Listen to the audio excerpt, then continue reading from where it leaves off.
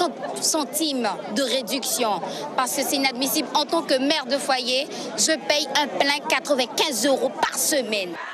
L'augmentation de 12 centimes d'euros du prix de l'essence sans plomb fera-t-elle à nouveau descendre les Guyanais dans la rue ? En 2008, c'est un sans-plomb à 1,77 € contre 1,70 € aujourd'hui qui avait mis le feu aux poudres. Ce matin, à la pompe, la plupart des automobilistes se disaient prêts à se remobiliser. Si ça devient trop cher, effectivement, je pense que le peuple doit se mobiliser pour faire comprendre au gouvernement qu'on n'est pas d'accord, puisque c'est nous qui payons les frais. C'est pas eux, c'est nous. C'est un argument pour défendre, justement, militer pour ce prix-là. Je suis de nouveau partante. Même s'il faut monter à Kourou, je descends dans la rue. Des paroles aux actes, il y a du chemin à faire sur la route de la contestation. Et une fois le coup de gueule passé, c'est plus le fatalisme et la résilience qui s'expriment.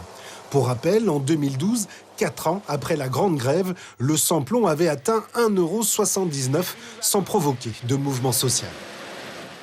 Ça fait pas 3-4 mois, il y a eu une augmentation, et là encore une augmentation. Ça n'en finit pas, hein?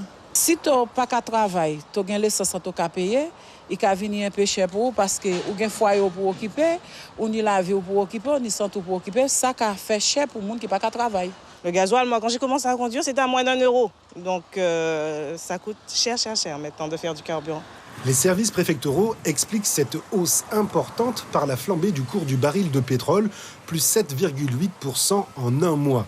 Seule consolation, ça aurait pu être pire, car compte tenu de cette forte hausse, la préfecture a annoncé qu'elle reportait au mois de juin la modification d'une de ses bases de calcul des prix qui devait mécaniquement, là encore, faire grimper les tarifs à la pompe de plus 2 centimes.